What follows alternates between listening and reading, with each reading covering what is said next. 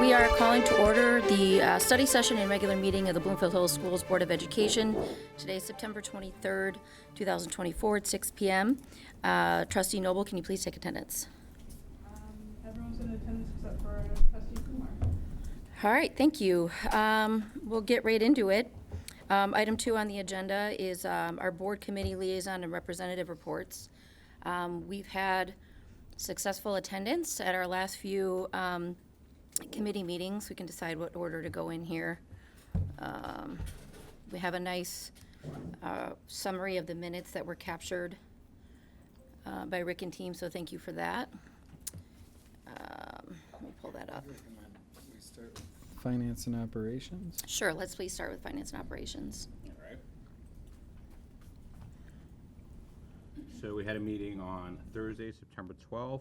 It was myself, Siva, Michelle, Samer, Jake, Keith, Candace, and Rick was there. So the update is the bond project status update. The summer bond, feel free to interrupt me as I'm going through each of these items. Summer bond projects at the elementaries are wrapping up.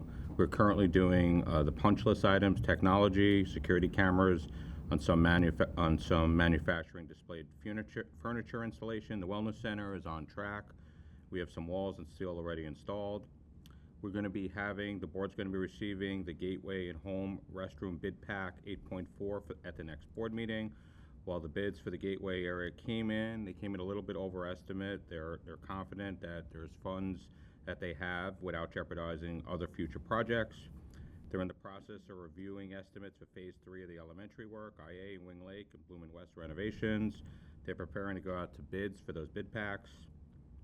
And the Gateway and the bathrooms are still targeted for the completion in fall 2025. One thing that I think I requested, which we got,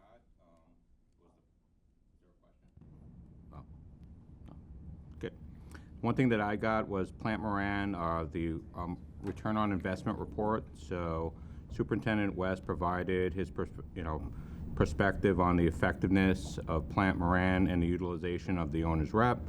And then the report indicated, which everyone should have gotten in the email, is sort of their ROI compared, to what we spent on them. And then the superintendent indicated, along with the people at the meeting, we're very supportive of the work that they're doing, and they added significant value. And then without their efforts, there would be additional personnel that would have been required, and the district would have had to also utilize some of the staff, which we didn't have any bandwidth to do. One thing we also talked about was the Barton Mallow contingency analysis report. At the onset of the bond, the decision was made to track contingency by building. We decided at the committee that wasn't going to be practical based on how it was set up. So even though we can get a report, as the bids are awarded by bid pack, the contingencies will be tracked by bid pack. But if we needed to get any detail for a particular building, we have the ability to do that. That allows us to isolate the work and associate the work by specific bids. For example, if Building A has 4 bid packs, which have all been performed, all 4 contingencies will be applied to that building. Plant Moran and Barton Mallow have both asked to provide us with a contingency report, and they're working on that as well. This is, even though this is labor intensive, based on each change order is reviewed again, they're happy to provide us any report that we need. The fiscal year 24 audit update. Mr. Gold, if I could just add with that Yep. contingency report analysis, we did receive a report from Plant Moran Real Point. We're still digesting that report, and we'll be able to report out on that in the near future, provide that to the board. But they did do a comprehensive contingency analysis report that was requested prior to me being here. They turned that over late last week, so that is something we can. It was so laborious, I wouldn't recommend that be how we continue to track it, more in line with what you just suggested. Yep. So I think that's the pathway moving forward, but we do have an in-depth analysis. And I will tell you, we had a lot of conversation around this with Barton Mallow and Plant Moran. we're comfortable with where we're at. We're comfortable with the knowledge we have of where we've spent contingency and where we haven't, and how we need to address the issue going forward. So I think we're in a good spot with it, and I think both of the partners have come to the table and understand our need. Yep. Thank you. Next thing is the fiscal year 24 audit update. So our audit team from Plant Moran, they gave us an update. Actually, separately, myself and Megan actually met with them to go through sort of what they're going to do in terms of their audit. So they're looking at the 23-24 fiscal year. In addition to financial audit, they performed a federal programs compliance audit and a compliance audit of our bond and sinking fund expenditures. The audit team is going to report out to the Finance Committee in October, followed by a formal presentation to the entire board at the October board meeting. Fiscal year budget update highlights. And July 19th board update for the budget highlights. A formal amendment to general fund will be brought to the board for consideration in December, in which time our multi-year projections will be updated for information. Enrollment update. Current enrollment numbers are consistent with projected enrollment used to develop the 24-25 budget, so that's good news. One of the things we did talk about, which is going to be rolled into our strategic plan, is a Bowers financial discussion. So our team acknowledged the cost to operate and maintain the farm from a general fund perspective, but we're going to discuss the best way in the future to leverage the farm as an educational and recreational asset throughout the year, and that's going to be, again, as part of our strategic plan process. Proposed calendar year finance, and then we decided for the rest of the year when our meetings are going to be, so we got that on the calendar as well. So that's the update from the September 12th meeting. Any questions, comments? I have one thing back on the. Did I turn my mic on? No, you're good. Your mic's on. Okay, good. I have one question on the. Mike. Back to the. Mike, I did hit it, didn't I? Okay, we're good now. good. Yeah. Back to the discussion about looking at the contingencies, because we did ask about it a long time ago, and I don't think, at least my ask wasn't laborious. I don't feel like it was more of a summative level. How many times are we over? How many times are we under? Because it felt like. And how many times were on the dot? Because it felt, again, like somehow it was contingency was set, contingency was used. And I don't think that was necessarily true, but I wanted to know at a high level, kind of green, yellow, red, like how many times was it over, under, at, so we could have a confidence level of what was really happening. And that's really all I'm after. I don't want the underlying detail. I didn't want a lot of work. It was just a collection of that data that's already there, put into a graphical representation. Yeah, I think, and we discussed this, and we spent time at the meeting discussing, there were a lot of requests. I know, and going back a year and a half ago, I made requests on contingencies, what to spend on, who was making change orders, things like that. So I think what happened is that they were working on pulling together all the reports, and they do have details, if we do need details. And Rick said he's gotten some details back, and he's happy to share once his team has looked at it. But going forward, one of the things we talked about in our committee meeting is you have a bid pack, contingencies X, whatever that contingency is, at the end, let us know over, under, to your point. So they will be tracking that on each bid pack, as opposed to, I think we got them sidetracked by building, by everything that they couldn't tie back to the bid pack, so it was difficult for them to pull those reports. Does that make sense? So the initial challenge was the way in which they were going to segment the information. And I think that what they have now contains what we're asking for, but I think they're giving us the courtesy of extracting it all, because we're asking for something pretty simple, right? And to my knowledge, they went pretty in depth, which is great, but I think they're going to do the work for us in terms of breaking it out the way we asked, is my understanding. Yep. I think we asked it a little more difficult because they couldn't tie. They miss it. It's been asked a few different ways Yep. in different formats. I think that there's now a consensus on the way it's going to be reported out by bid pack versus building, is my understanding. And so now we're going to be able to just see, like what we've said, Tarek, all along. Very simple. We were ended at no contingency. We use 8%. This percent of the time we use 10%. This percent of the time we went over. We don't even need percentages. Yeah. But Yeah. it's, what we're asking for is pretty simple, but I understand with the data compilation, trying to break it out. Yeah, there might have I been just some didn't want them to go misunderstanding. through additional hoops. Like, I think what we were asking for was very simple, just to know, as it happens, contingencies are expected to be used, or maybe not, we don't know, but when it's anomalous, when it's like, it's always at the number, that wouldn't be good, or if it's always going above and beyond, that wouldn't be good, or even if it's always under, we wouldn't want that, or we would want an explanation, like what's going on. So that's really it. I didn't want to make them turn over, humongous amounts of work, No, but that it adds up.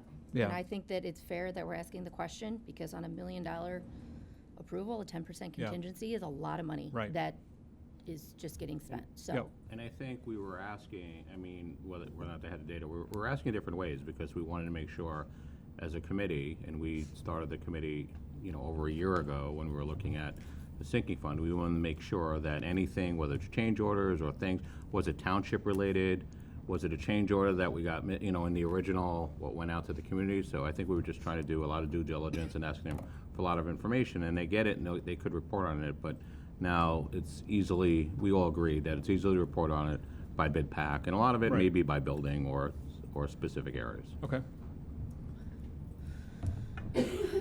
Is that does anyone else have any other questions to our discussion on the Finance and Operation Committee report out? I want to add one thing on the budget highlights. Senate Bill 911 passed last week, passed the Senate. It is expected in the House to be entertained in the House, I think, Wednesday of this week. That will codify a reduction in the MIPSR's rate, ORS rate by 5.75% this year, or in future years as well. So right now, as it stands, this year we're scheduled to get a reduction of 5.75% in the amount that we remit to ORS for our retirement costs. Okay, so we're going to see that reduction.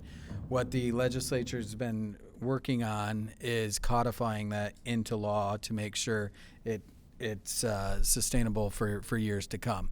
That passed Senate Bill 911. Again, it's going to the House.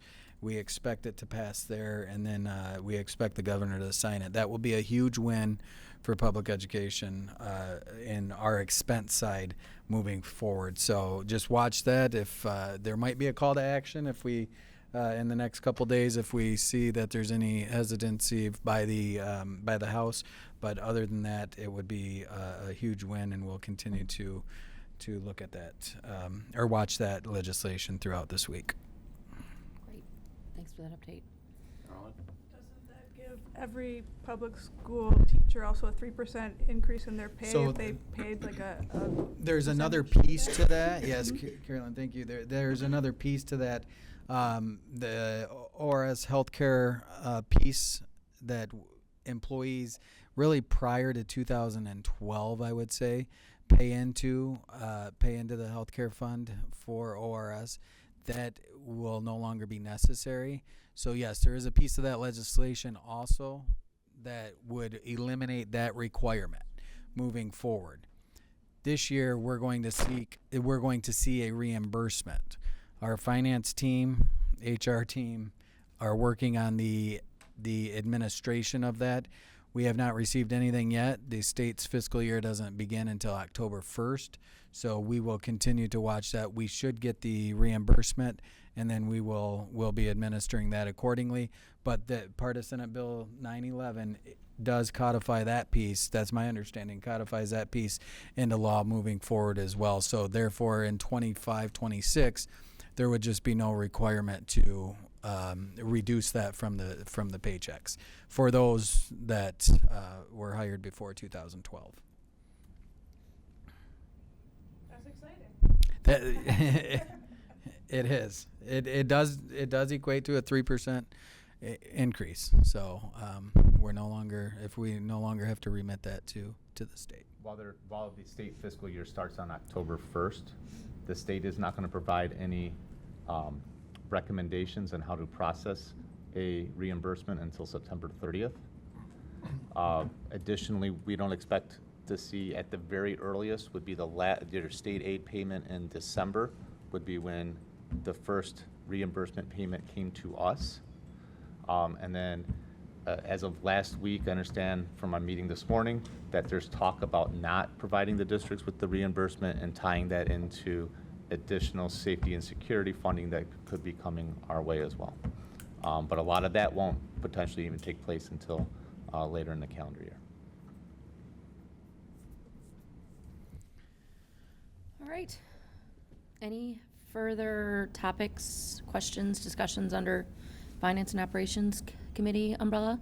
Before we move to curriculum and instruction, Paul is going to give a quick update on the board intern because he might be having to step out from this meeting early.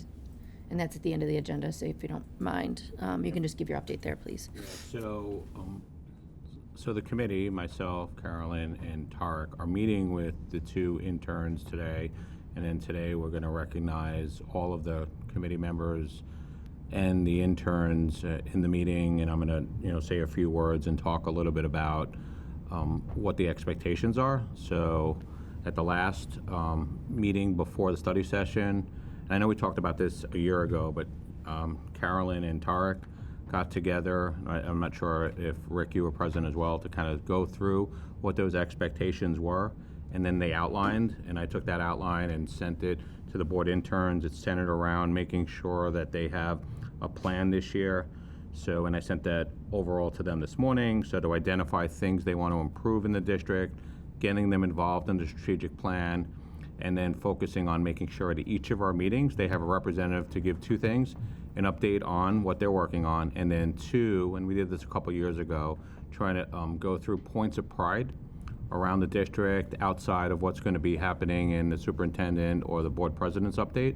So making sure that they're really engaged throughout the year. So that's what we're going to be talking to them about, and I'll excuse myself if the meeting's still going on, 6:45 to 7:10, and then I'm going to relay this to the community, just making sure we know what the expectations are. So any questions regarding that? And then Rebecca, I don't know if it was Rebecca and other people, I'll just say Rebecca got them goodie bags, right? What are they, a water bottle?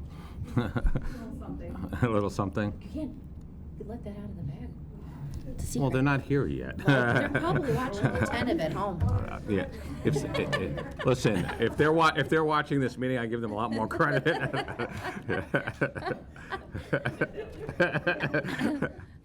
Okay, any more questions for any of Paul's report outs? All right, moving on to the curriculum instruction update. Okay, so I will say there's a lot of material in here, so I'm not going to go into everything in depth because I think we could spend a whole 2 meetings on some of this. But we did go through a couple things that, if you haven't looked through this, you certainly should. The first... The benefit of these very Yeah. robust meeting minutes that are being kept now, so thank you for that. Yeah. Because it's going to make your job easier, and if people have questions, they can dive in. Sorry for interrupting. No, you're good. Thank you. We went through the state assessment data, so obviously talking about MSTEP and SAT, PSAT results, all of that. There's a full presentation, a bunch of slides that go through each of the grades, and then for each kind of, whether it's ELA or math, kind of where Bloomfield scored, and then where sort of like districts across Oakland County scored as well. So you can kind of go through that. I think the overall take is, just at a high level, really great things in here without going into the AP stuff, which that's a separate topic, but in general, really exceptional things happening. There are some areas where, it just raises a question of what happened here. And I think it's important sometimes to look at this and say, it's easy to look at this and look at this school against this school, but you really, more importantly, and what I've certainly echoed many times, is that it's very much more important for these students to find out year over year, kind of as a cohort, what's happening, because that's where we figure out the things that we're giving them, whether it's new curriculum resources or we're doing support systems, MTSS, whatever it may be.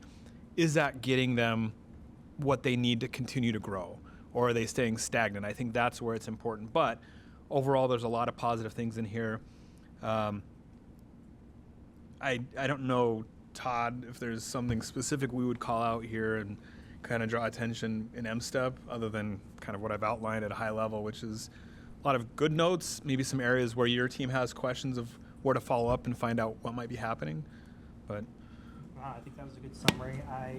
If you are in that county comparison document that Tarek was referring to, some of the easier slides to look at are, an example would be slide 3, because it averages all of grades 3 through 7, and then you can go through each grade level separately. So sometimes that's a little bit easier to look at. And then you would be able to see, so that's for ELA on slide 3 there, and I'm scrolling as quick as I can. And I think the same thing is for math on slide 10, where it sort of averages it out, and then you can go through each grade individually when you're looking at that. Is that what you meant? Yeah, absolutely. I think that's good to look at the averages. There are some areas, again, I think in certain cohorts, because we even talked about drilling down at some of the schools, like what's happening here, and there may be things for learning services team to go back and not just say, I don't know, they did poorly, but what happened, and then how do we support those students going forward. Other highlights, if you go to slide 27, 28, where we talk about PSAT, pretty remarkable performances there in both ELA and math. Stellar. Really, really proud of the students that are doing those, that performed so well in those tests. SAT on slides 30 and 31. I mean, I think it's clear we still need to focus on math and find out, and we talked about this in the group, there's a lot of things happening for the younger grades, obviously, where resources have changed. We've changed instructional times for math in middle school levels, but the students that we have now, these last grades where they really haven't felt the impact of those changes, what do we do to support them? And I know we've got some things in terms of tutoring and some other resources that obviously are out there, but I think we, at least I walked away knowing that it's important for these students to make sure that we don't miss them, that we're going to do everything we can to get them. We've got these supports in for the students yet to come, but these ones that are here now, what are we doing to make sure they're successful? So, again, I would encourage everybody to go through these slides. If you have questions, feel free to reach out to the committee, Todd's team, and we can go deeper into this data. I know they will be presenting some more things to come later on as they have a chance to kind of dissect this and analyze it and prepare some more, maybe by cohort and things like that I've asked to look at. I think that'll come at a later time. But any initial questions, certainly feel free. And if there's anything now, before I move on. Well, I have a question, and maybe it's not in the data, and one of the things we are tracking, and we're going off, and we've put processes in place, and you mentioned at the beginning, so in terms of taking and scoring on AP, how is that? So I was going to go to that next. So back on the main, if you guys have it open, the minutes from the meeting, it shows in here the trends for AP. So if you look, you can see that if we just look at 2023 versus 2024, in terms of overall, more students taking the exam, number of exams, 1482 against 1389, 692 students participating as opposed to 623 last year. So still an uptick. And if you go back further, back to Fewer kids. Did I say it backwards? No. There are fewer students at the high school, we have more kids taking. Correct. Sorry, I said it. Yeah. Okay. Thank you. Compare that against 2022, where we kind of, that's where the change kind of began. This need to get more students involved in AP. Do we know what percentage of students who take classes now are taking the exam? Is it in the? It's not in this report. It is. Because that's, I mean, the only reason I'm bringing that up, right? Isn't that the measurable? There's a couple. That's the measurable for. I'm talking about, which we could all discount it, like the U.S. News Report. That's a measurable. Niche right? and everything else, right? Niche, whatever. Yeah. What percentage of students that take an AP class take the exam? Right, wrong, and different. That's how they measure college readiness. That's one of At their. the end of last year, because I came.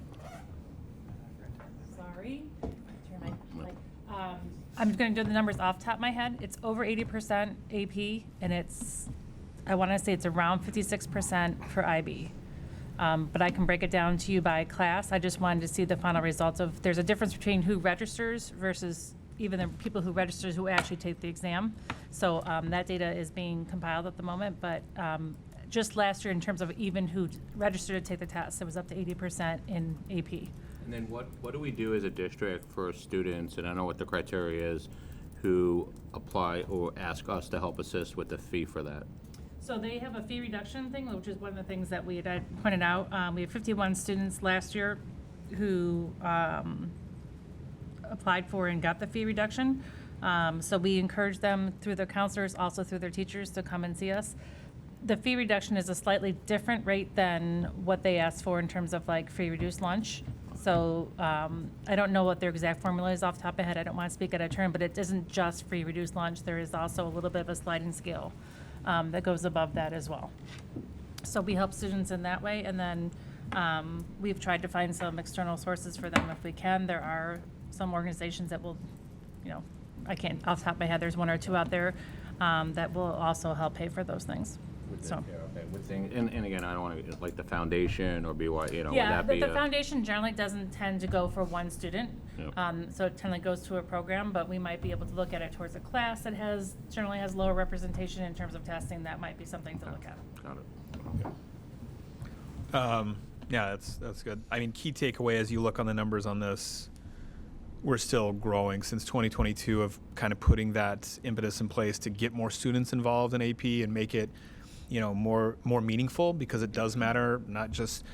It does matter for rankings, and no matter what you think about that, there is still value in students taking these more difficult exams to prepare them for other things. So it's there. I mean, The only other question I had about math, and is it a function of, and this is what I heard back in the day, it's a function of, and I know we changed it, of taking algebra too late. Is that a function of why the math is struggling with, like, students taking algebra? I think they take it in 10th grade.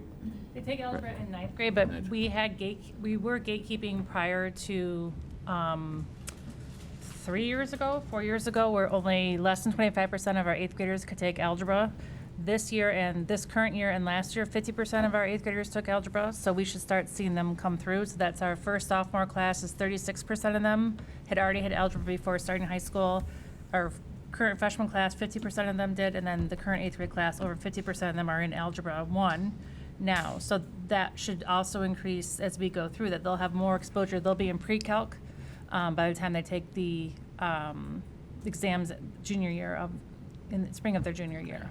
All right, so the new math program will address, and this was last year's data before we even started the Correct, new this math was when they were program. still at 25% of the Okay. class was what we would say ahead in that space. And then we also have looked at our Algebra 2 class in terms of looking at when some concepts were being taught to make sure that they were addressed prior to the testing window. Sometimes just the way it naturally rolled out, they were not hitting in that on-time manner that we needed. So we've looked at that as well. Okay. okay. Any questions on AP? Next topic was Bridges math updates. So in that same meeting minutes, there is a kind of implementation plan. I guess where are we at sort of in terms of timing, you can kind of see in the chart there the next big event, really October 9th, I guess, is the in-person for elementary team planning, which is done by the teachers themselves. And then there's just more, you can see through the rest of the year, there's additional trainings and workshops for all the educators to continue to bring them up to speed and get them the PD that they need to continue to use this resource. So that has a full map with details below on the attachment. Yeah. Sorry, and I don't want to Go be ahead. the only one asking, but, so what is the initial feed, right, so it's been rolled out, right? Yeah. It's been rolled out, summer they had whatever, PD. So what's been the initial feedback that we're getting from, let's just say our teacher, I mean, we haven't surveyed parents yet, so what's the initial feedback on Bridges? The perception was it's a difficult curriculum, I'm just saying, but I'm just saying, what is the feedback so far? The use of the resources are a little bit more complicated than Envision, so it's going to take a little bit of time for teachers to get used to some of those practices. Being in and out of classrooms, we can see that number corner is set up in most spaces. So I feel like the teachers are moving into the process of being able to be a little bit nimble in that environment and use those resources. And then we had the staff developers out in August during the Welcome Back Week. And then on this, we have the staff developers coming back in November. So helping them plan as far to that November date as possible, and then we'll pick that up again November. I think the initial feedback, and we're probably still working through some of that, is, it's new manipulatives. And yet we also changed the configuration of the classrooms a lot too, and the furniture. So there were some storage issues. I think I saw some of those orders go out maybe yesterday or the day before to get the right type of containers for everything so teachers can keep those things organized. So we're working through a lot of more of the logistical pieces right now of just making sure that teachers have what they need, they have a place to put it in their classroom. But otherwise, I think in most spaces, teachers are moving through those instructional pieces and having that set up. And then as we move through that first assessment piece, I think we'll probably be looking at, in fact, I think we talked about that the next curriculum instruction meeting. We'll be able to come back and look at some of the data, and then we'll be able to start matching up some of those 23 extended day services that we were doing last year. Candace did extraordinarily well, preserving almost all of that money for 23G, so we'll be able to provide a lot of the similar services. So as soon as we have that, get through that data process, we'll be able to start aligning those services for extended day and making sure that math is a priority within that as well. So it's complementing bridges, it's complementing the intervention approach that we're looking at. But I think most of the feedback initially was around the logistics of it and having the proper materials printed, making sure that things were laminated. But a lot of those things you have to do once with a new curriculum, and then you have those resources for the next 5-6 years. So I think we were, I wouldn't say maybe we weren't that impressed with how many printed materials came with it and how many materials we have to print and laminate ourselves. But we're trying to work through those things, and sometimes those are the most immediate need that staff have, of just making sure that they have the right things in the right places. So we're trying to work through most of that right now. I can give you, I have 2 kids that are in elementary using it, so that's like direct. They feel like from the little that they've done so far, harder is not the right word. There's more to do, but it is because of the manipulatives, because there's more things that they're working with. It's not, here's a worksheet, go do it, or watch this video and like follow along. It's present a topic, show it one way, you do it another way, go do a work assignment, work in a group. So it's kind of phased. And so that feels like more, but it's just an adjustment, because it is, we're not swapping textbooks. We swapped an entire curriculum and resources associated with it. So there's a lot more to it. It is going to be an adjustment for the teachers. So I think there is an attachment in here that shows the storage containers and things like that have to go out, which I remember way back when in a CNI meeting months ago when we talked about it. Like, I remember saying some of the feedback I got from teachers was there's a lot more things. We got to have places to put that, so it's good to see that we're doing that. But it's going to be an adjustment for a little bit. But so far, I think it's the right, from what I witnessed, what I heard, and from a couple teachers, it's going to be difficult for a minute, but it is the right way to teach this curriculum, in my opinion. Just from what I saw, I really liked the approach at this level for what they were doing. So. You said that we had resources from Bridges on site to help the staff in August, and they're due to come back in November. The staff developers. The staff developers, is that like a full day?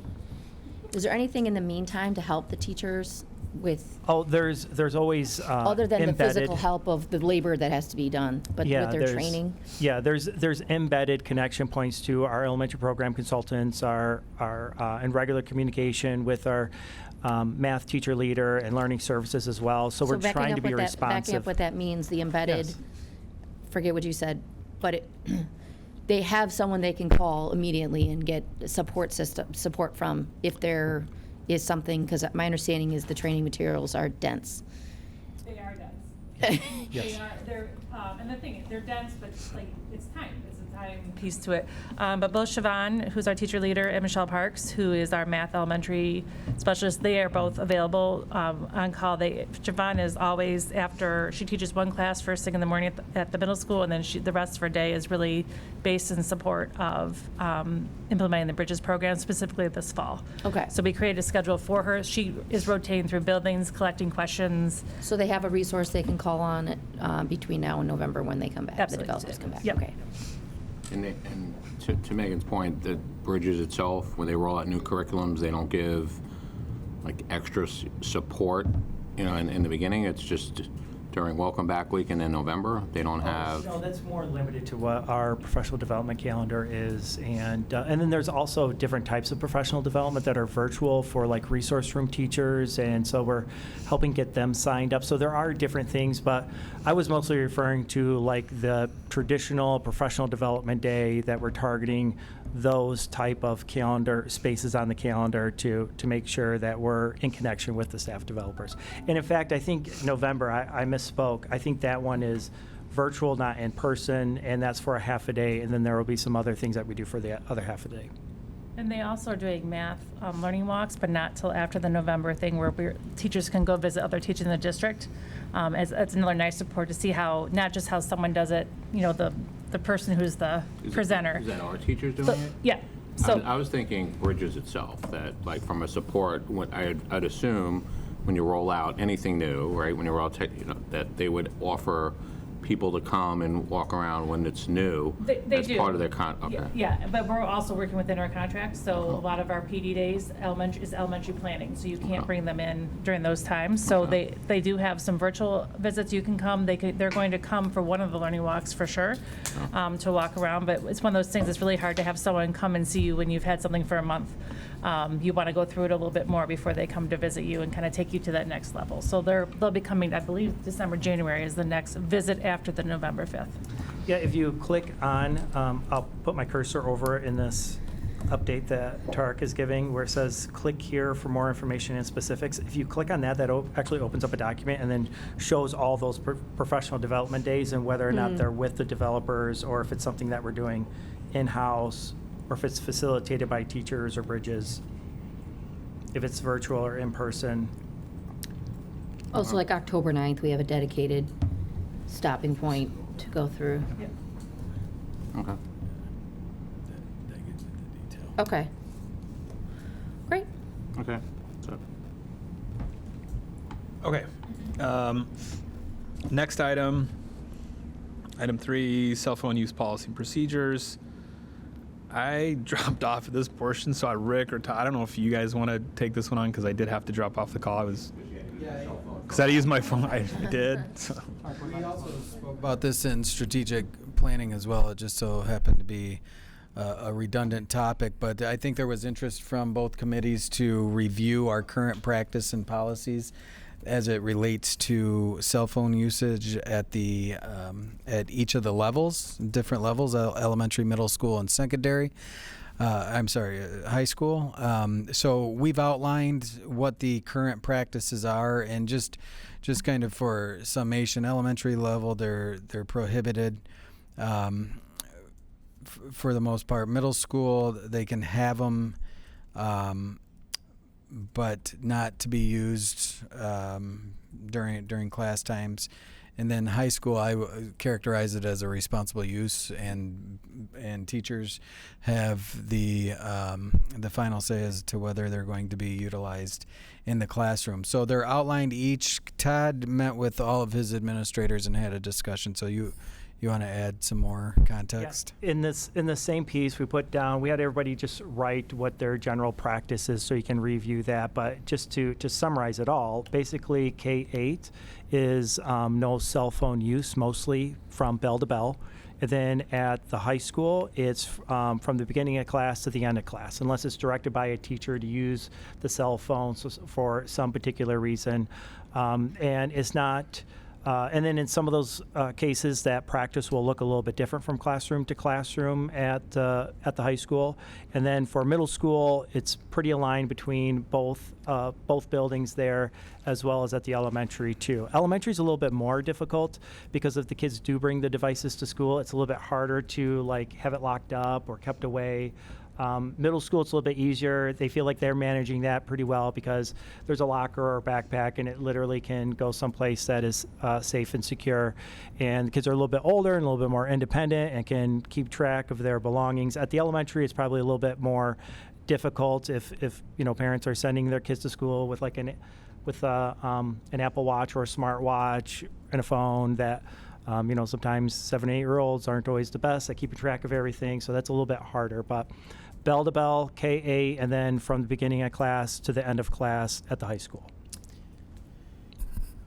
I thought we saw different policies for, you said K-8? I thought we had different, Elementary. there were different policies for elementary versus middle school. So they're about the same. So were this just is coincidental that they're the same, or were these district dictated policies, or did each building administrator write their own? No, I think, yeah. So the middle school level is the level, then they shared it with elementary, so elementary just adopted, Okay, change the wording of it. The difference is middle school. but now do all 4 elementary schools read the exact same? Okay, Yeah. okay. The middle school students, I'm very popular, I apologize. The middle school students use their lockers, where high school kids don't. That's part of that policy too, about having it locked away versus not locked away. Middle school, the high school kids that's not cool to have a locker, plus that they have a lot of stuff, doesn't always fit. So it's going to be on their person, so that's why the classroom teacher tends to have the shoe where they hang, or the calculator thing where they hang up their phone on the way in, so they know their phone's in the room, but it's not on their person. And that depends on the teacher's policy? Correct, but generally the policy is that your phone is away. Yeah. Unless there are times you use it for Kahoot, there are times that you use it for students, shockingly enough, but students like to write their speeches on the Notes app on their phone, so they'll stand up another and app. write. I couldn't do that, couldn't see it. But that is also, so there are times that is used in those ways, but generally it is put away, like not even on your desk, but in your bag, in your jacket, and something else. Yeah, and Generally speaking, at the middle school level, most kids are using their lockers anyway. So, as long as it's not out from wherever school starts to the end of school, Yeah. you can leave your phone taken, but. Turn your mic on. Sorry. I think, I'll start from the beginning. Essentially, at the middle school level, as long as it's not out and at any point in time during the day, then you're not violating the rule as a student. And so, I'm sure there are students that have a phone in their possession during the school day, and no one would know because they abide by the rule. But once you take it out, then then you're in danger of getting your phone confiscated for the day, and potentially longer if you continue to break that rule. So, and then at the elementary school level, I think it is more the smartphone or the smartwatch type situation where most elementary school students don't have a phone, but they might have some sort of other device, like for communication. And like Todd said, that's a little bit more difficult because once they take that watch off, who knows where it goes, So. just look at lost and found in general. Right. Conventional watch. Right. So I think this is a timely topic, as any of the conferences I've gone to or meetings I've been at, it's a hot topic in K-12 right now. What to do, whether, it's being driven somewhat by the Anxious Generation book, and whether or not there should be a prohibition. There is legislation right now that's been introduced from a representative out of Lake Orion that is seeking a prohibition or a ban of cell phones in schools altogether. I think, and Todd, you can correct me if I'm wrong, I'm not sure that the board needs to entertain a full policy from a district level. I think it's being managed well at our buildings, and I don't want to characterize what the building principals are saying because I have not spoken to them specifically about that, but it seems to be managed through the processes and procedures that we currently have in place. So I think they're being able to manage the issue. But it is going to be continual conversations, and I would imagine through your learning through MASB or things that you go to, that it's going to be a continued conversation.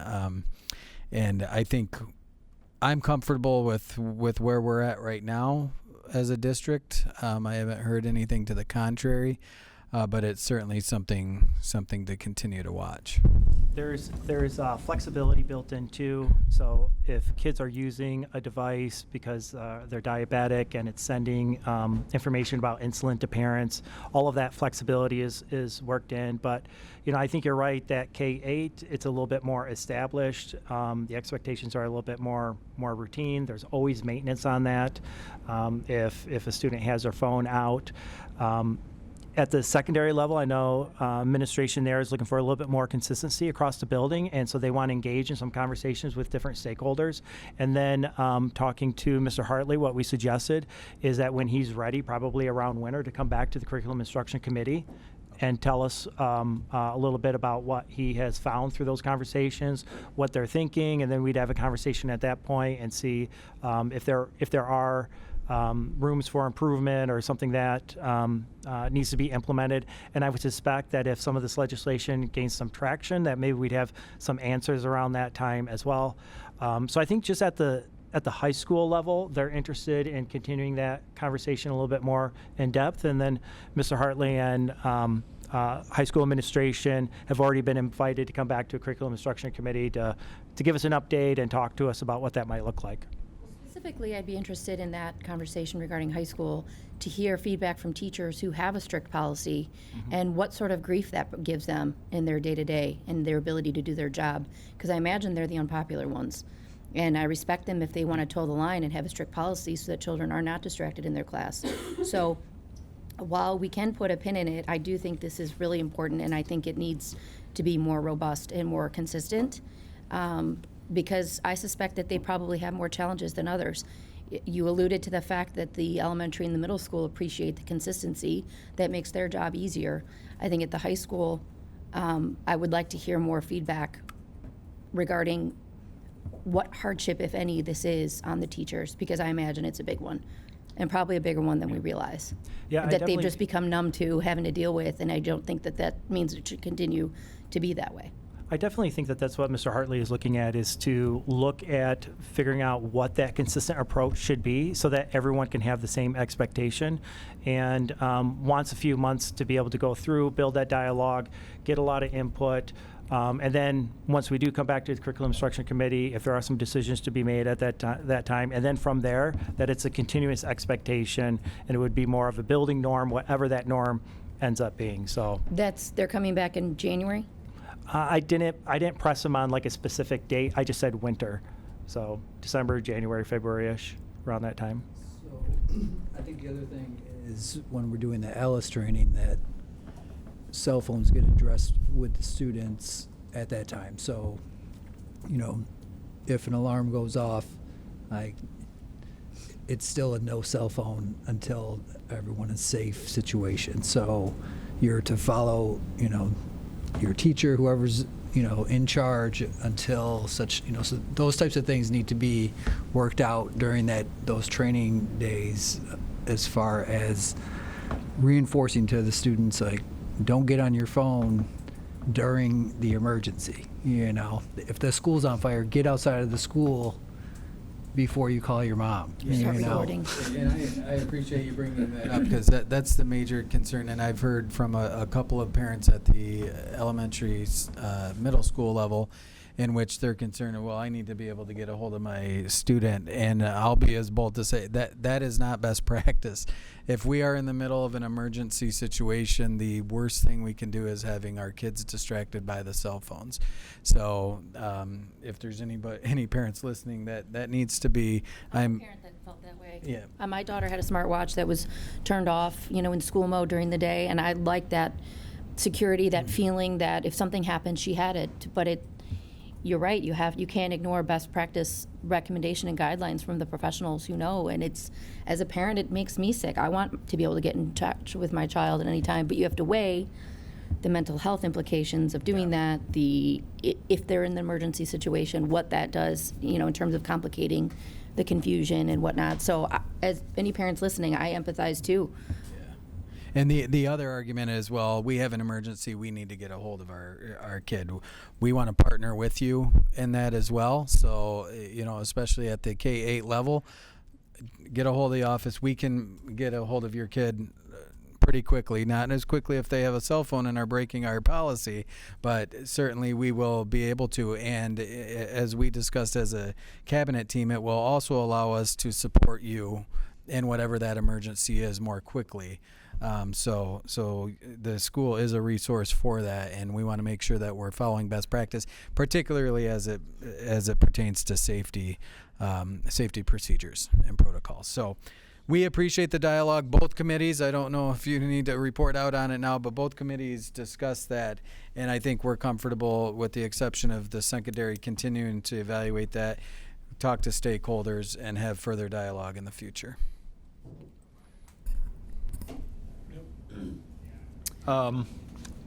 Last item was iReady, which, we've already talked about in the past that we weren't, from a timing perspective, difficult to try to implement at the start of this school year. The goal is obviously to try to fully implement that for the fall of 2025, but doing some initial implementations right now. And I can't remember, it's being used in a support, like a multi-tiered support system level, right? And it's very specific levels right now, sort of a testing mode. But maybe Todd, if you can explain where we're at with the initial implementations of iReady for those situations. Yeah, one of these links in here will be the products that we're going to purchase this year. And what we did is we were able to put that all into 35J, the literacy grant. So all of that will come. We're almost able to offset that entire cost to 35J, and some of it will also come out of, which we haven't been eligible for before, but I think it's the assessment grant. I don't remember is that? Familiar with that one? No. It's the assessment grant something. Where you get reimbursed from the state if you're using a state-approved product. And FastBridge has not been in that category, but iReady is, so we'll be able to leverage that. I don't remember how much that was per student or per license, but is something that we haven't been able to use before, so that will help soften the expense that will go into 35J. And then, yes, primarily, we'll be using it quite a bit for progress monitoring, and then we'll also be using some of the intervention tools. So we'll be expanding some of the pilots that we did last year, moving it more into the MTSS process. But we're not using it this year to replace FastBridge. Our teachers are learning bridges right now. We've got a lot of new things going on at the elementary level, and it seemed like it was a good time to continue on finishing up our FastBridge contract, which expires at the end of the school year anyhow. And so this is sort of like a limited implementation that we're doing. We wouldn't have done this likely without 35J, but 35J gave us the opportunity to be able to move into this a little bit earlier without having a cost to the general fund. So that will also help out with the implementation for next fall as well, because we'll have a lot of staff members that are involved in MTSS or intervention work. They're going to become familiar with it. In fact, I was just talking to one of the elementary programs consultants earlier today. They were working with the iReady rep on like a leadership professional development that they'll be doing in October that will help make them much more proficient at being able to use that system, be able to progress monitor, and be able to pull data from that. So we're expecting quite a bit of benefits from iReady and then moving into that, but on a limited basis. So we're not, adding this right on top of bridges, but we're doing it in somewhat of a limited way. Middle school is interested as well, and we're going to be circling back to iReady to see what pilots we might be able to do. It was really nice of iReady. Anytime I'm saying pilot with iReady, they've been doing that at no cost. So a lot of those pilots last year, pilots last year, those are all at no cost. So we're hoping, although we haven't connected with them yet, Sarah did work with a small team to put together a proposal for middle school. So we'll circle back and see what we can do about K-8 as well. Yeah, I think it's very good timing, kind of fortuitous that we're able to take our time with this a little bit, not rush into it. I mean, not to say the bridges will go horribly, but it's just way more advantageous for us to have more educators involved, kind of for a whole year being ready with this. I can't see how it's going to be anything but fantastic at the end. My one thing was, and I know I've already asked, but continuously as we get to it, being able to have ways to match up data from FastBridge with iReady, and it's not apples to apples, but it's going to be important over time to be able to go back and still have a way to compare and contrast. So I know we've talked about that a little bit, and I know that was a note when we spoke with iReady to make sure that we would have some kind of capability with that. Any other questions for iReady or anything else from CNI? All right. Okay. Short. Moving on to strategic planning. We met on September 17th, and it was me, John, Keith, and Rick for this meeting. And the first agenda item was the superintendent evaluation. As you know, that's very important to give Rick some continuity and to discuss his work. And so we recommended that a mid-year progress report be scheduled for December 16th study session agenda. The primary goal will be to report out on the first 5 months of his superintendency and outline a plan for the strategic planning process. Try to say that 100 times, Yeah. you're going to get tongue-tied. So we recommended the December 16th date because we recommended the December 16th date just because January we may have new board members who haven't been working with Rick for that time, and we have to do it either December or January. So that's the recommendation. I don't know if we have to vote on that to get it on the agenda on that day, We'll but. just put it on. I don't. And a reminder, that's just through the evaluation, professional development, that's just a kind of a goal setting or it can be a closed session and we can discuss the two or three goals that we have. One of them, for breaking news, is the strategic plan process that we've been talking about, and we'll be discussing that in more depth. All right, perfect. Yeah, so the second agenda item was the strategic plan and the budget alignment for that plan. And it is going to be an in-depth process from what I've heard from Rick and Keith. So it's going to be just the beginning stage, and we'll report on what that looks like. And the third item was the cell phone policy, but we already went over that, so we can skip over that. So then a couple, we're kind of a catch-all committee, so we just had a bunch of other items that were just part of our general discussion where it wouldn't add value to add it to committee, the other committees. So it was one of the issues was the uniform building wayfinding signage, which Trustee Southward got some feedback about some of the signage in the South Hills Middle School and having trouble finding certain locations. So we discussed that in our committee, and that the signage was part of the bond planning, and no signage has been ordered for wayfinding. That's what we discussed and heard about, and that it's planning to be purchased in 2025. So it's coming to terms in, what was that?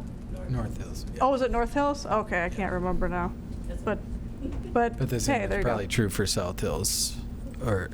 So both buildings, you've got the complaint because we haven't done it. It's part of the project that still needs to be done. They're living in the space now, so now we're comfortable convening the team and getting that signage ordered with the installation date sometime in summer of 25. Yeah, there was discussion that all of the buildings would be reviewed for signage, and it would be cheaper to purchase all the signage at the same time. It tends to be kind of expensive, apparently, so just like everything else. So instead of doing it building by building, they're going to wait and do all the buildings at the same time, is my understanding. But it's going to be, what, $50,000 for the signage or more than that? I'm not really sure, but.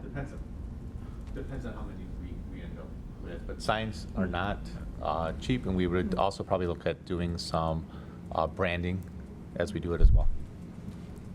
So that will be implemented in next year. So that's good news, right?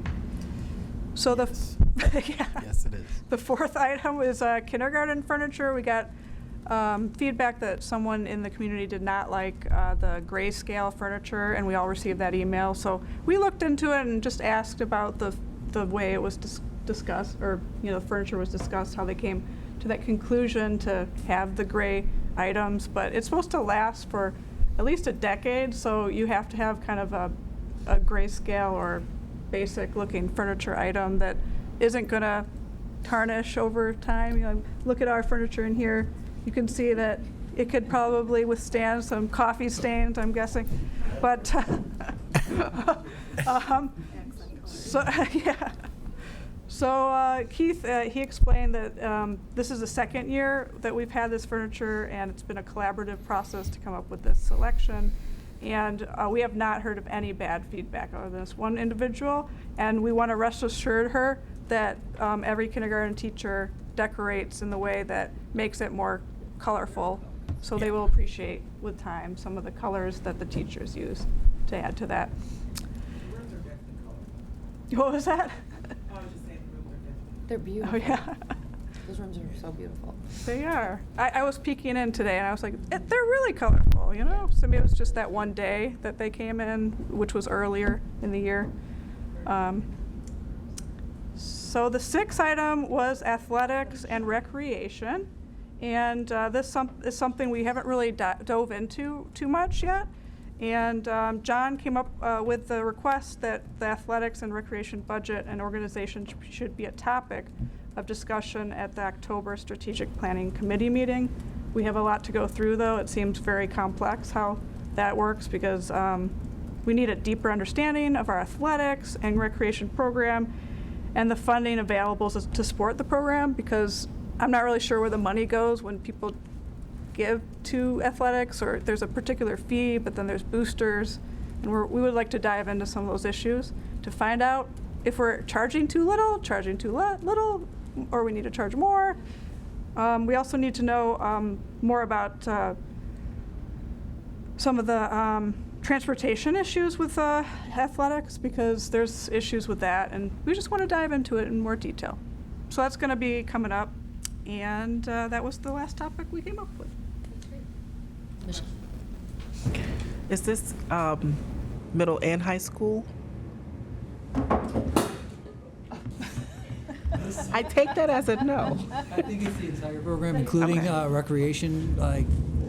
So, as we all know, we do recreation for the township, essentially. It gets run through our, it's under our purview, and it's complicated, and it's something, I've been on the board now for almost 4 years, and I'm still not sure exactly how it works and how the budget works and all that, and so I figured. How about the So you're- scheduling, like how you're that gonna works? look at all. Right, how it, I just wanted to make sure I understood we're looking at all. right, Okay. yeah, from top to bottom, so. Just one overview, not necessarily, I don't know how detailed, Not but. just high school. Yeah. Okay. I think it's important for parents to know it's just you're not just looking at high school. Yeah. Thank you. Right. Yeah, we've gotten feedback about why do certain people go against different school districts at a really bad time, like 4 o'clock, out in Novi at rush hour. How are parents going to come watch those games? And maybe we can just address all those things. I don't know. It'll be a good conversation. Yeah. Just one note, one of the most important accomplishments of all 3 of the committees is we did establish the calendars for the next 3 months. We greatly appreciate, from the administrator's standpoint, we greatly appreciate the predictability now of those meetings, and certainly Rebecca's efforts in trying to coordinate those. So I think the first 3, at least that I got to experience, went very well. I appreciate all the participation and certainly the team's work in putting it together. And I hope that this, the minutes and the recordings and stuff, make it easier as we move forward. I think it worked really well. Okay, so that's each committee report. Is there anyone, board member, who wants to give a liaison or representative update about anything going on? Pardon me? All right. So Ed I Siva? can give an update from the foundation, Bloomfield School Foundation. Oh, sure. So I can give an update. from the Bloomfield School Foundation. Given that there's new guidelines for all our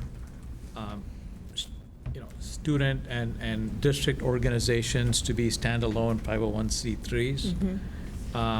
The foundation is looking to reach out to all of the organizations in the district and understand their wants so we can potentially collectively go and ask for support for bookkeeping or accountants or what have you.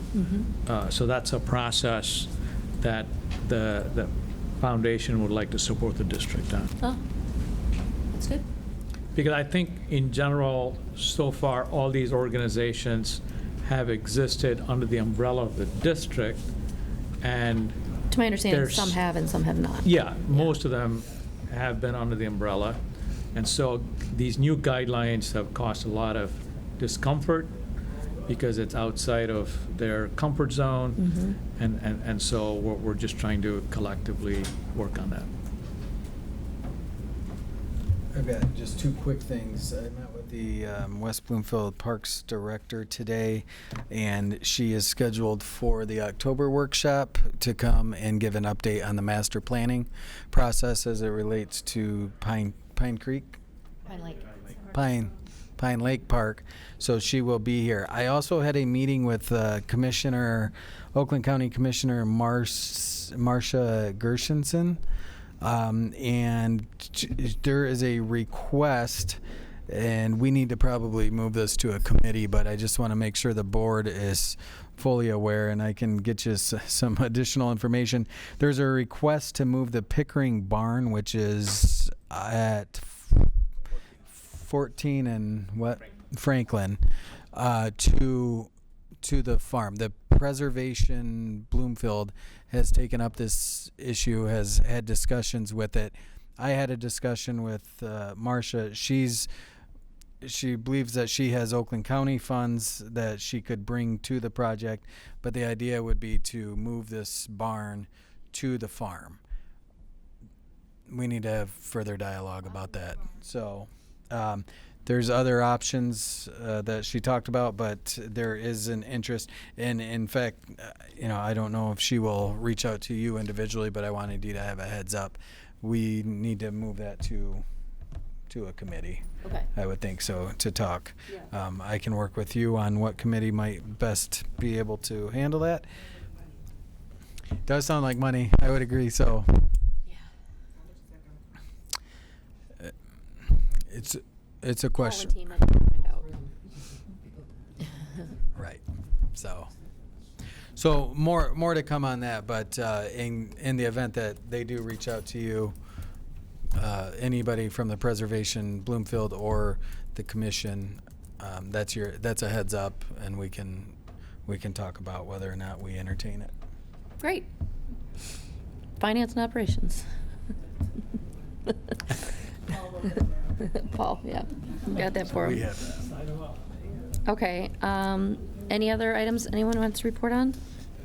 All right, we have 23 minutes, so we will take a recess until we start our meeting at 7:30, the regularly scheduled meeting at 7:30.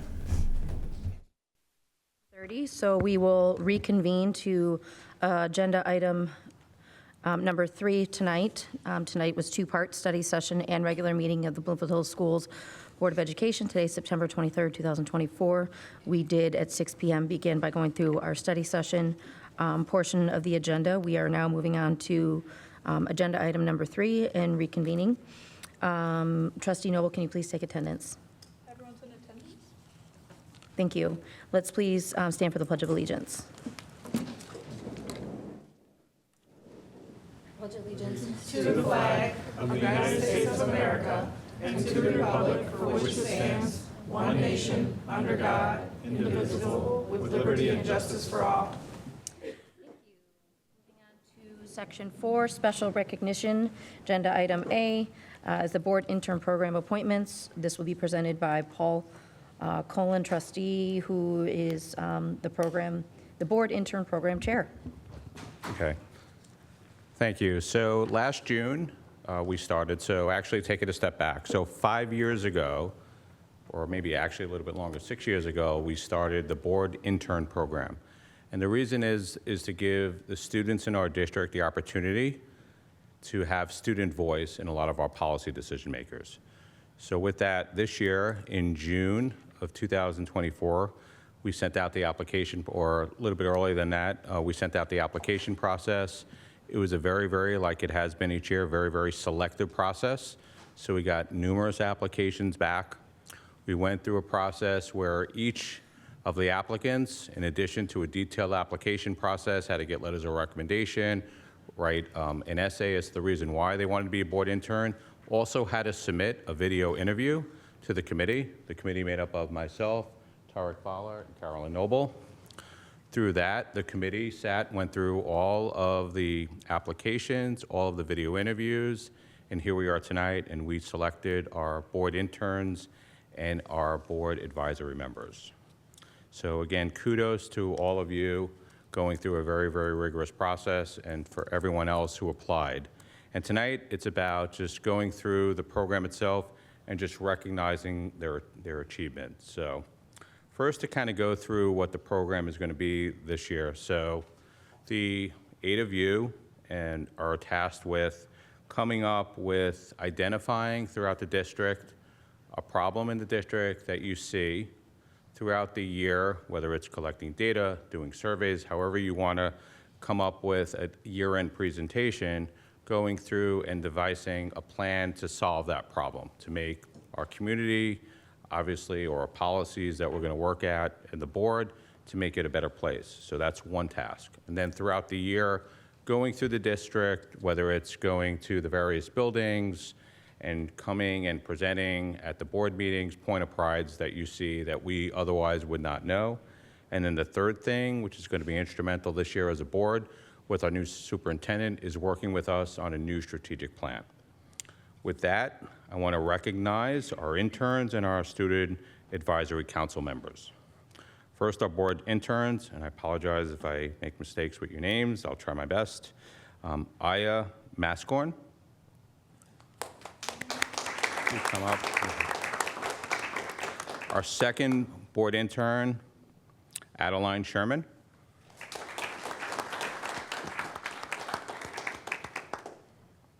And then our student advisory council members, Guettler,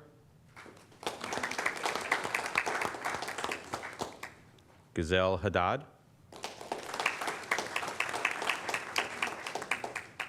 Ava, Moyer,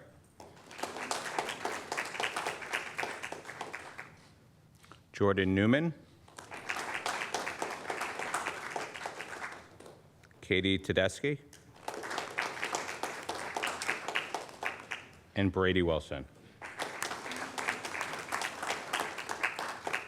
So before we take a pause and we stop, take pictures, again, on behalf of the community, behalf of the school board, I want to thank you for your involvement, for your application, and for what you're going to do throughout the year. Thank you very much.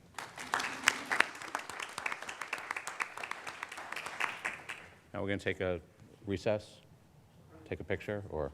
Yeah, you guys can come much Yeah. closer together. We'll take a quick recess. All righty. We are back in session. Moving on to Section 3B, Celebrating Success, National Scholastic Art Award Medalists. This will be presented by Dr. Dan Hartley, our Bloomfield Hills High School principal.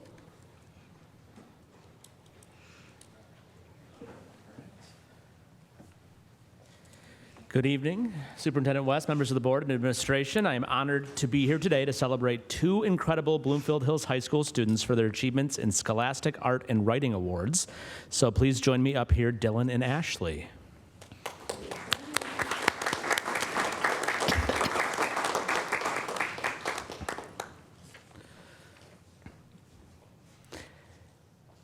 So the Scholastic Art and Writing Awards are presented by the Alliance for Young Artists and Writers. Since 1923, the Scholastic Art writing awards have been distributed to more than 25 million in awards and scholarships. This year, the Alliance and its 81 regional affiliates reviewed more than 110,000 submissions of art and writing by creative teenagers from all across the country.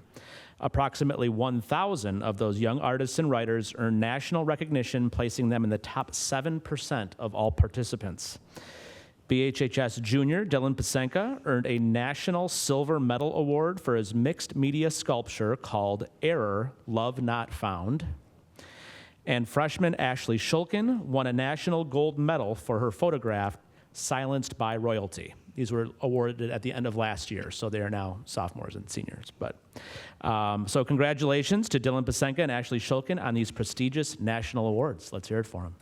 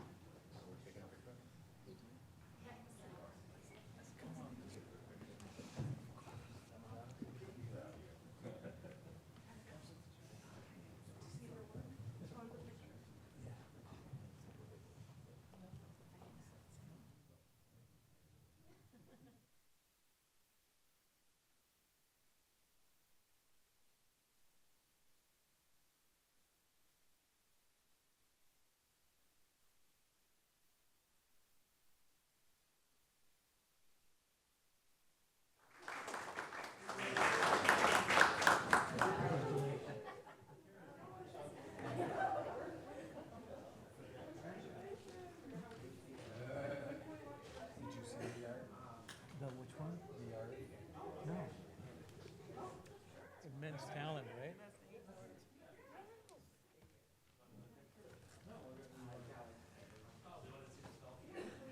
Yeah, we want to see these pictures.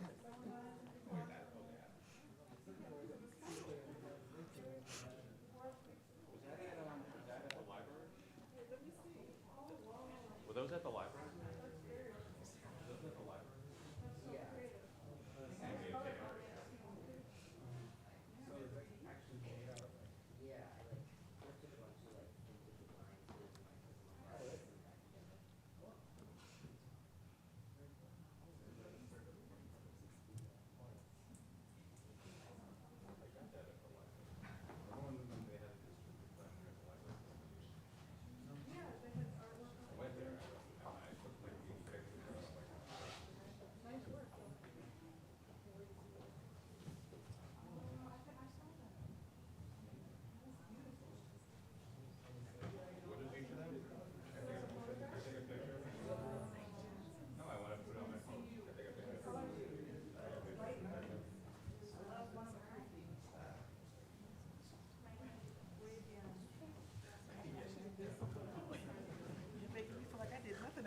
A student.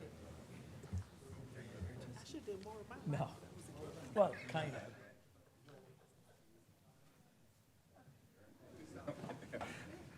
All right. That was fun. All right, moving on to, I'm out of sorts here. Moving on to section 3C, Celebrating Success, Michigan High School Coaches Association Hall of Fame induction. This will be, sorry, 4C. Celebrating Success, Michigan High School Coaches Association Hall of Fame induction. This will be presented by Mike Cowdrey, our Director of Athletics and Recreation. Thank you for having me tonight.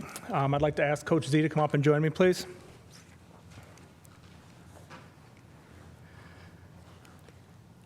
I'm honored to stand before you today to celebrate Bloomfield Hills High School teacher and former swim and dive coach Dave Zulkiewski for being inducted into the Michigan High School Coaches Association Hall of Fame. The formal induction ceremony was held on Sunday, September 15th at 1 p.m. in the terrace room at the Bovee Center at University of Central Michigan. Coach Z began his coaching career with Bloomfield Hills Schools in 1999 as the assistant coach at Gloucester High School. Most recently, Coach Zulkiewski became the head coach of Bloomfield Hills High School in 2013 before stepping away from coaching after the 2021 season. Zulkiewski had a winning record of 130 and 100 and has earned multiple achievements during his coaching career. He has coached 60-plus academic All-Americans, 70-plus academic All-State athletes, 26 Michigan High School Athletic Association All-State individuals, 6 Michigan High School Athletic Association individual state champions, 2 Michigan High School Athletic Association individual runners-up, multiple All-American and All-State athletes. Please join me in congratulating Coach Z on this significant milestone in his coaching career and representing Bloomfield Hills Schools at this level. Thanks, Coach Z. Congratulations.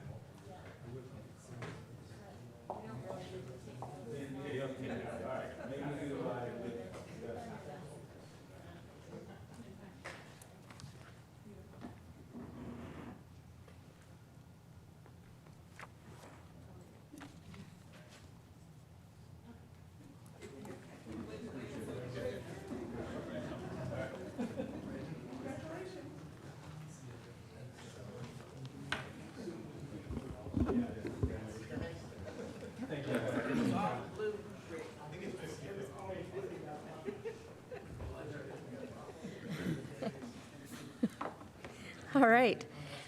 Moving on to Section 5, Administrative Appointments. Administrative appointment of Kenny O'Shaughnessy, Associate Principal of South Hills Middle School. This will be presented by Todd Bidlack, the Assistant Superintendent. Just a moment. This will be presented by Todd Bidlack, the Assistant Superintendent of Learning Services. Yes, Kenny, do you want to come on up? Yes, thank you. Good evening. I'm here to introduce you to Mr. Kenny O'Shaughnessy as our recommendation for principal or associate principal of South Hills Middle School. Sorry, I had to say that 3 times before I got that. Sorry, Randy, for associate principal at South Hills Middle School. Kenny holds a Bachelor of Science and a Master's degree in Educational Leadership from Grand Valley State University, and most recently, he's been working at Avondale Public Schools as a Dean of Students, Positive Behavior Specialist, and a District Athletic Director. As a Dean of Students and Positive Behavior Specialist, he collaborated with several staff members on best behavioral practices for individual students on various programs and at the whole school level as well. He also has worked as a paraprofessional, a coach, and a middle school summer program coordinator. Please join me in welcoming Kenny to Bloomfield Hills Schools, pending your approval. We didn't do it, yeah. I move the Board of Education to appoint Kenny O'Shaughnessy as the Assistant Principal of South Hills Middle School with an effective date of October 14, 2024. Any discussion? All those in favor? Aye. Any opposed? No. Motion passes 7-0. Welcome. Thank you. Congratulations. I'm excited to get started and appreciate you guys having me here. So thank you. Thank you. Yeah. Looking forward to it. All Awesome. right. You got the blue suit memo. I did get the blue suit memo. Bloomfield Blue. Got 3 of them there. For sure, yes. Go blue. So, thank you. All right. Moving on to Section 6, the Superintendent's Report. Yes, good evening. It has been a great start to the school year. As good as July and August were, it was exceptionally better in September when we welcomed our students back. I have been able to be out in all of the buildings. I have been able to attend several different extracurricular, co-curricular events thus far, and there is something just special about watching kids connect with each other and with the learning environments. So that has been awesome. Our team's been out and about supporting the buildings, supporting our principals, and making sure that we're visible and responsive to the needs. So we're off and running. It has been reported to us that, it's probably not a great comparison over the course of the last couple of years, but it's been one of the better starts in the last few years is what they're reporting. We're settling into the buildings, and people are doing well. So, and our kids are back and excelling. So, the other thing, our Welcome Back Day it was actually in August. I welcomed the staff back vulnerably kind of introduced myself to the community, or to the staff and community, and challenged them this year to Dare to Care. We have bracelets. If you didn't get one, you can get one. Thank you, Paul. But CARE is the acronym that we're living into this year: Connect, Acknowledge, Respect, and Engage. And we kind of went through that in the opening day speech, and are going to live into that as we move throughout the year with some different fun activities and such. So more to come on that. Between now and the next board meeting, there will be our annual safety week, which is unique to me anyway, coming from different districts. I have not seen this. I think it's an incredible week of activities to really emphasize our safety initiatives. Students and staff will learn about practices of age appropriateness, preparedness strategies in their classrooms. Students and staff will review terminology that will be used in emergency situations. They'll participate in a district-wide safe space activity. They'll review reporting tools and appropriate by grade level. Students and staff will engage with the district school resource officers, of which we have 2. And I was out at Conant this morning, and I learned that they have a rotational basis every day where they're out and about, and they're visible throughout our district as well. They'll engage with our staff and students that week in a more intentional way. Schools will conduct safety drills by state requirement. Resources will be shared with the community to aid in at-home conversations. Our high school will test our communication system and assist any families and staff who are not receiving communications. I think that's a really good test. I haven't seen the intentionality in other areas that I'm seeing here or in other districts, but to really be intentional about making sure that not only we're sending communications, but folks are receiving them. It's an important practice as it relates to safety. And then safety tips of the day will be shared on our social media web pages, and we'll share several articles about safety and security in the weekly update. It is unfortunate that that we have to put such an emphasis on it, but it's so important, it's so critical that we engage in a meaningful way around safety and security throughout our entire district, and that we make sure that our community, our staff, and our students are all informed, trained, and prepared in the event of a situation. So I'm very proud of that work that I've come to know about, and we will be embracing that and engaging with that. In fact, I have 2 events this week with Chief Gallagher and Chief Patton, where we're going to be discussing this a little bit more in depth and preparing for that week. So very good information there. Cookies and Conversation, my second community event, is this Wednesday from 3 to 4 p.m. at the high school. So I will be there from 3 to 4. Please come and join us. I think there is a sign-up spot on our website, so let us know if you're going to be there. You'll enjoy cookies and conversation with me. I was able to attend the Mesa Fall Conference, my first superintendent's conference in Traverse City last week. Some good learning. What probably the most significant learning was around artificial intelligence and the tools that are available. And it is mind-blowing, when you're not living that on a day-to-day basis. But the capabilities and how we leverage that, again, is going to be important.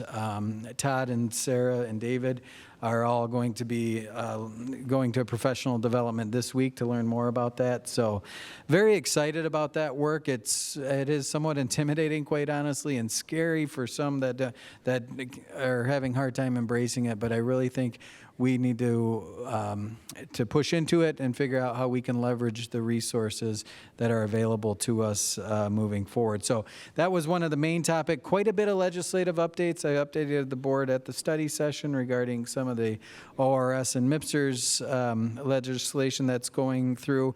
We are being warned that lame duck is coming, and we'll see what their last-ditch efforts are in this legislative session, but we will continue to be advocates and lobbyists in our own right for the legislation that is proposed, and we'll continue to offer our advice on that to our legislators. So that is my update for this month.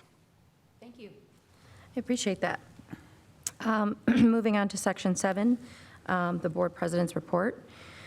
First item is our Board Governance Retreat. We held a board workshop on August 26th where the team of 8 met with Tim Stein of MLI. This was a part of our superintendent search contract, that this would be sort of the last item after Mr. West had gotten underway. So we reviewed best practices on board governance as well as established norms in our communication protocols, operating structure. That was a thorough conversation that I thought was very productive. Welcome Back Day. Most of the board was able to attend this year's Welcome Back Day event on August 25th. We enjoyed viewing student performances, engaging with staff, and hearing from Superintendent West. We look forward to supporting your Dare to Care message and carrying it with us throughout the school year. Superintendent evaluation training. On September 10th, a board workshop was held for training on the updated evaluation system for the superintendent. Most notably, changes include the requirement of a mid-year report, the updated composition of the tool, 65% evidence of performance as outlined in the instrument, 20% student growth, and 15% progress towards goals. For Mr. West, that mid-year evaluation component will be held in December. A 3-point scoring system versus 4 for each of the 32 categories outlined in the MASB evaluation instrument. League of Women Voters Meet the Candidate Forum was held 1 week ago tonight. It was on September 16th. League of Women Voters held a Meet the Candidates Forum. The recording can be found on the district's YouTube channel, BHSTV, or on the League of Women Voters website, which is www.lwv.org. Our next board meeting, our next regularly scheduled board meeting is Monday, October 28th, beginning at 6 p.m. I do want to make a quick note regarding safety and what Superintendent West just touched upon regarding Safety Week coming up. Safety and managing very closely, that is falls under the purview of the superintendent. Regardless, we as board members are consistently approached by community members who have understandable concerns when they read the headlines in the world around them. So I just want to assure the community that I know behind the scenes that each board member is highly engaged on this topic, wanting to know more about our protocols. We strive for the utmost transparency in everything that we do as a board. When it comes to safety, there are parameters around what can be shared publicly and what cannot. So I know as a parent, if you're reaching out and you're asking, what's this protocol, and you're told, well, we can't share that, it's not because we don't want to share or be transparent, it's because it flies in the opposition of the nature of the protocol sometimes to be sharing them publicly. So because of that, some of us have been asking more pointed questions to learn more about that. That's something that we as a board have to discuss in closed session. We plan to do that in October. But I can tell you that in my experience in working with Mr. West on this and asking him questions, that he is highly engaged, highly dialed in. I think I'm just over a year and a half in my first term as a board member, and I've asked him some questions that I've gotten very thorough answers on. Still more to learn, which we'll talk about as a board in closed session, but I do want to assure the community that I personally feel a high level of confidence in Mr. West overseeing this very important, to me as a board member, it's the most important thing that we do is make sure that everyone who's in our building, students, staff, et cetera, are safe. So thank you, Mr. West, not only on this topic, but also other topics that the board's been reaching out to you about. You've been very responsive, very thorough. He has said it multiple times publicly. He wants to maintain absolute transparency. If one board member asks a question, he wants to make sure he's communicating that answer to everyone, and he's done that. He's been committed to that. And we've received a lot of great, really thorough answers from you, and we appreciate that. Siva, Mr. Trustee Kumar, sorry for being casual. I'm going to give you the end of my update to provide an update of your own. Sure. Thank you, President Hill. I'd like to share some personal use with the community. I had registered to get my name on the ballot for the 2024 election for the school board.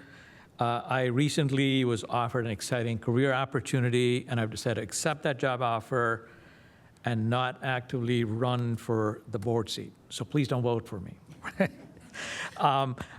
I'd like to share, though, that it's been an amazing experience to serve on the board. And while it's been challenging at times for all of us, particularly because of the pandemic. It's been very rewarding for me personally to serve our students and our community. So for all of you watching who even remotely considered running for office, I suggest you reach out to one of us or ex-board members, and please consider getting your name on the ballot for the next school board election in 2026. The district and community really need your support. So as for me, I'd be continuing to support our district through the work of the Bloomfield Hills School Foundation. And lastly, I'd like to thank you again for electing me back in 2020 and giving me the opportunity to serve on this board. Thank you. Back to you, President. Thank you. And we'll talk more about our thanks to you at a later date, because we still have some time left with you. So, thank you for that update. All right, that concludes Section 7. Now, Section 8, moving on to public comment. Do we have any public comment today? No public comment. All right, moving on to Section 9, consent agenda. Trustee Noble. All right. So everyone had a chance to look at number 9 through F, A through F. And so I'm going to move the Board of Education approve the recommendations detailed in the consent agenda as presented. Support. Any discussion? All right, all those in favor? Aye. Any opposed? No. Motion passes 7-0.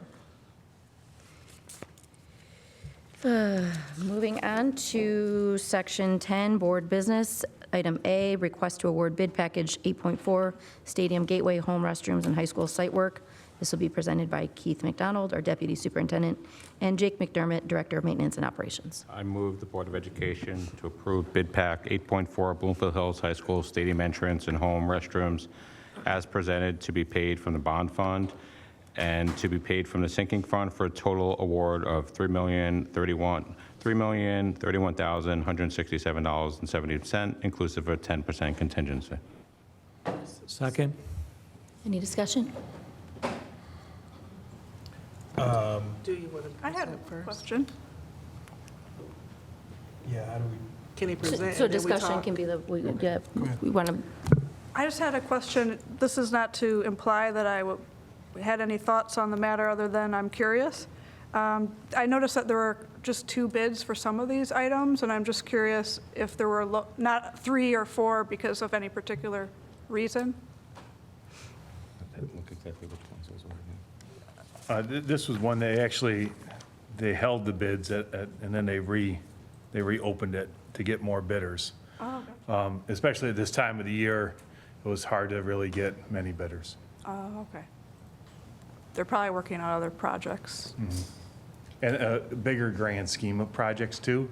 So a lot of times, if it's a bigger project, you get more companies on bid day. Ah, gotcha. This is a relatively small project. Oh, yeah. And, Thank you. sorry. I'm done. Okay.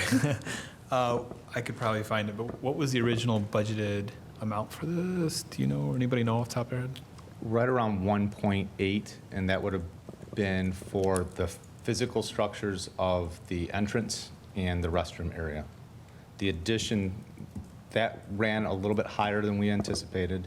The larger scope of that cost, though, that you're seeing here in the 3, is due to township requiring an additional fire hydrant on that area, and then running a water main.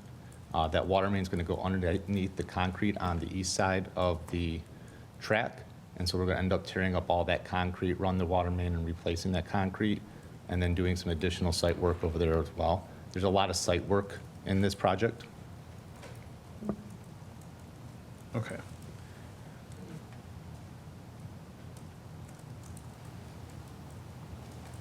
Want to present? Oh, okay, okay, okay. Is there a presentation? No, I guess question. Okay, just wanted to make sure.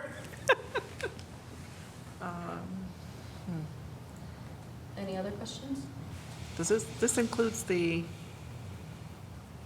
arch?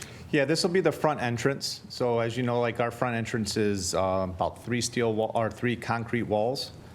This will bring in a call it like a tower type ticket booth area and welcoming sign that will transition into the entrance area, down at the bottom where the ramp currently sits, and between that and where the current home stands are, we will be putting in a 2-story restroom facility there. So restrooms for the home stands on the first floor, and then there will be like an open kind of team room area, as well as a restroom up there on the top floor that can be utilized for tennis. And what did we? I know like there's an I arch think a with gateway, I think a enclosure, but this is not enclosed. No, it's not enclosed. It's more of a cantilever. Sorry Is there- about that. Is there going to be something? I know we talked about like something on the arch. Did we like? There were some initial designs of like The bird. the bird. Like I don't know what happened. I don't remember. We're still moving forward with the bird. We are probably going to put that in a separate package because we don't have that included here.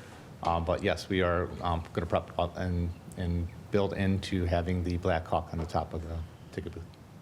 Okay. All right, any other discussion? All right. The motion was made and seconded. We've had our discussion. Are we ready to vote? Okay. All those in favor? Aye. Aye. Any opposed? No. Motion passes 7-0. Thank you. Thank you. Thank you.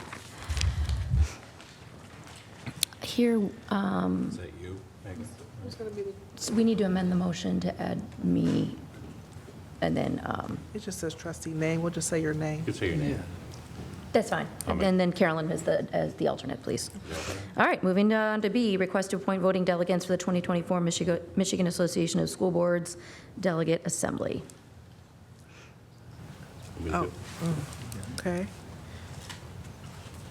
Okay, I'll do it. I move that Trust President Megan Hill be appointed as Bloomfield Hills voting delegate, and that our Secretary Carolyn Noble as the alternate for the Michigan Association Board for 2024 Delegate Assembly on Thursday, October 24th, 2024, at 7 p.m. at the Lansing Center. Any discussion? All those in favor? Aye. Aye. Any opposed? No. Motion passes 7-0. Okay. Section 11, is there any other items that are all hearts and minds satisfied? Anything else that needs to be added? All right, we're adjourned.